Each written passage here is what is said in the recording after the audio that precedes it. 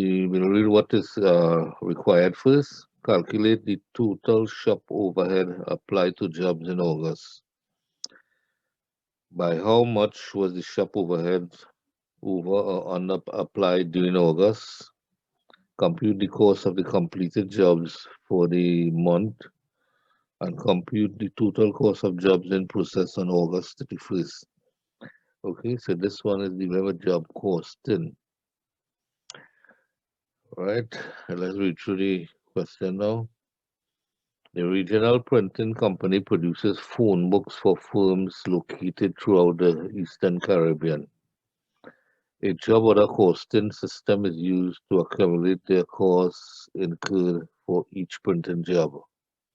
At the beginning of August 2009, two jobs were in process. Job 811 with a signed cost of 16,500 and job 813 with a signed cost of 4,200. So that there is your working process at the beginning of the period. The following transactions are recorded by the company during August 2009. Raw materials costing 69,500 were purchased on account. Supplies costing 3,600 were purchased on account. Raw materials and shop supplies requisitioned during August were raw materials, and we are given the different jobs there and the amount.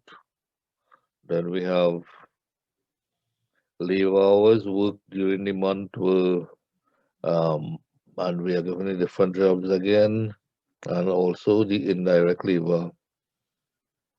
All right, I told that each worker was paid $14 per hour. That is the actual labor rate. Depreciation on shop equipment was 7,200. At overheads, other shop overhead was 9,150. Shop overhead was applied to printing jobs at a rate of, okay, so this is the POHR, budgeted 1320 per direct labor hour.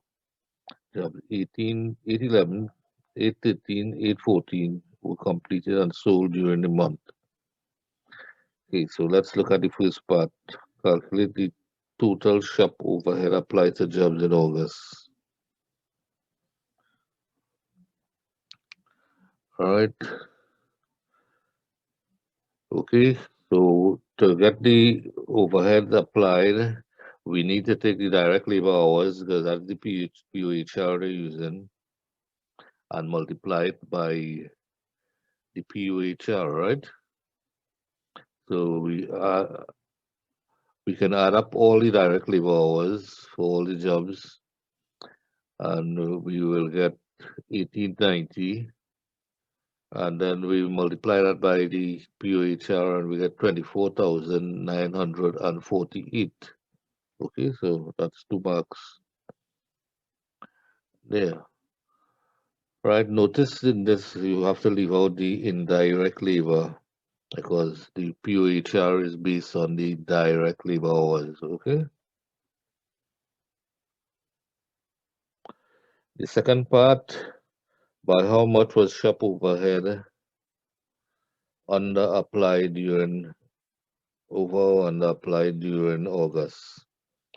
Okay, now to find out whether it's over or under applied, you have to take the applied overheads and minus the actual overheads. And that is equal to the over or under applied overheads. Actual overheads, we already have overheads applied up here, 24,948 that we just calculated. The actual overheads, we have to calculate that. We supplies 3,300, that's that here. The indirect labor, 140 hours by 14. Notice all these items are overheads, right? And then we take the depreciation, 7,200 from here. and the other shop 9150. We add it up, we get 21,610. Okay, so that's the actual overhead, and the applied is greater than actual, so we get a over applied of 3,338. Okay, and we take this and we minus that, we'll get this figure here. That part 3, we want to next compute the cost of the completed jobs for the month. 10 marks. That is best done in a table. I have the table prepared already. We'll go through it. You have the jobs here and the items here,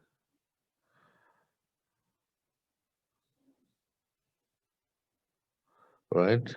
And we are told this one was the only outstanding one. So these three would have been completed, right? For this, we put in the open work in progress. That's these two up here,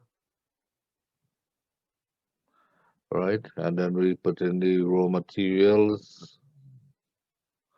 We'll get that from here. And direct labor, we have to multiply the hours again from each job by $14. We will get the hours here, and the $14 is here. Then we have the overheads, which we take the direct labor hours and multiply it instead of 14 by the overhead rate. And we'll get these figures here. We add them down. Now I did job number 15, 815 right away because I noticed it was part 4 was dealing with that, the work in progress, right? So we add these three and we will get total cost of completed jobs $102,108. And the fourth part, the incomplete job, total jobs in process 14,992. Okay, so that takes us to the end of part A. Look at part B. Describe the main difference between traditional costing system and activity-based costing system. Okay, we have it here. Traditional costing systems focus on the apportioning of the total cost to cost units. ABC is focused on the various activities, not on the cost unit, but on activities of the organization and the allocation of cost to the cost unit through those activities, right? Via those activities. Let's read what is required first and then we'll come back to that, right? We need to compute the activity application rate for each activity in 2009. Compute the total overhead costs assigned to each product in 2009 using activity-based costing. And compute the total cost to manufacture one unit of each product in 2009 using activity-based costing. Based on your responses to A through C, that is, we answer for these. Explain why the company's profitability has been declining since the introduction of the premium product. An Antigua company manufactures two products, premium and super. The company has manufactured the super product since its inception. The premium product was introduced several years later to tap into a new segment of the market. Since the introduction of the premium product, the company's profits have steadily declined and management has become concerned about the accuracy of its costing system. Sales of the premium product have been increasing rapidly. Over Overhead is currently assigned to the products on the basis of direct labor hours, and the company's predetermined overhead rate for 2009 is $25 per direct labor hour. For 2009, the current year, the company has estimated that it will incur 4 million in overhead costs and produce 10,000 units of premium and 80,000 units of super. The premium product requires 3.2 hours of direct labor time per unit, and the super product requires 1.6 hours per unit. Direct materials, direct labor, and overhead costs per unit as follows, and we are given a table with it here.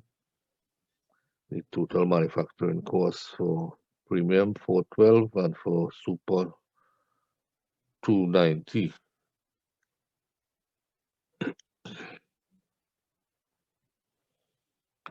Okay.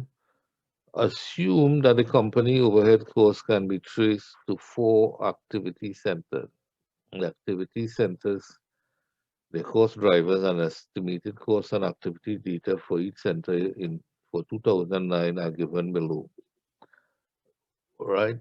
So we have here the different activities and the overheads associated.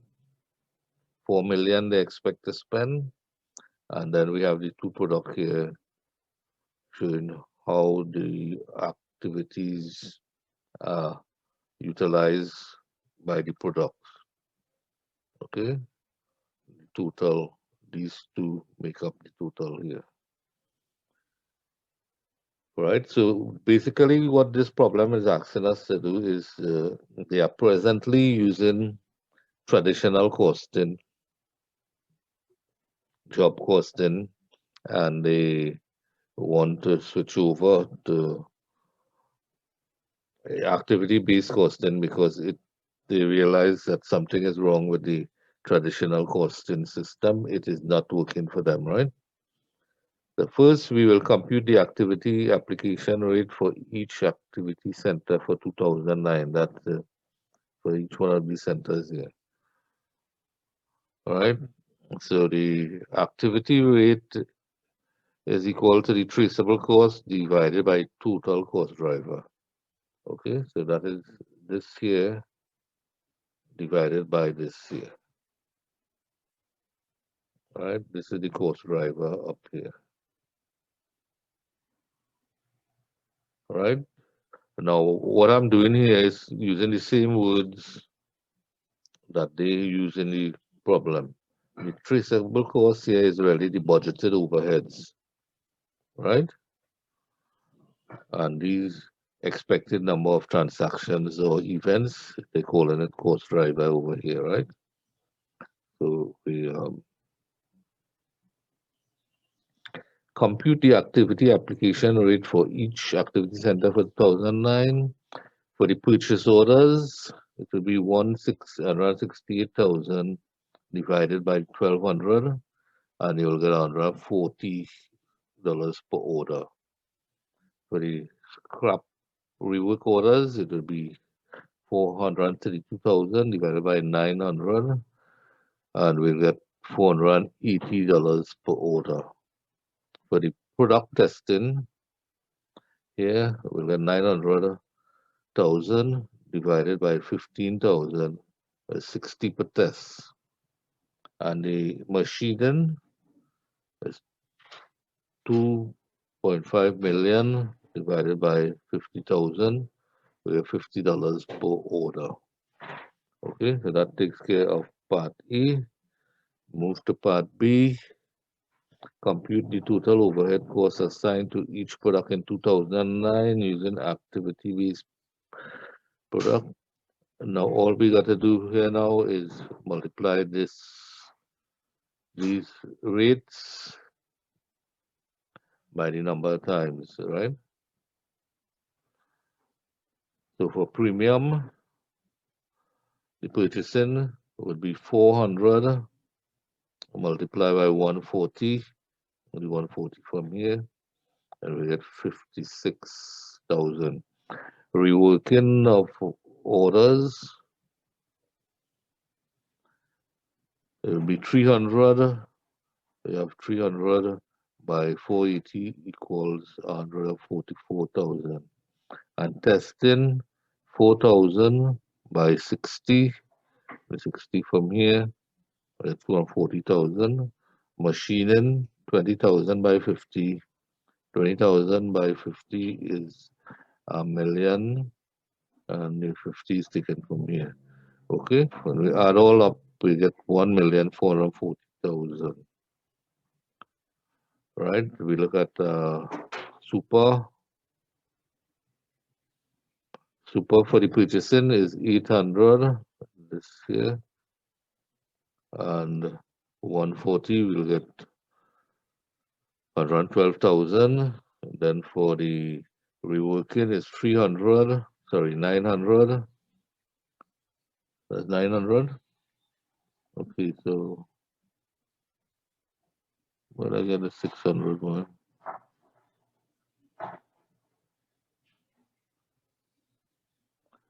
Okay, I have 600 by 480, so that typo. I hope it's a typo. But you're multiplying this figure by 480, and you'll get the reworking. Testing 11,000 by 60. Oh, it's 600, right? So I was correct. 11,000 by 60 is 660, and 30,000 by 50, 1,500, and we will get a total of 2,560,000. Now, when we add this and this, we should get the 4,000, 4 million, sorry, right? Back here. So this is what we are allocating to the two products. So that's that check, right? The unit cost would be raw material, labor, overhead, 476, right? Where we got these figures from, um, the table on the other page, raw material, labor, overhead. I'll show you that in a minute. Okay.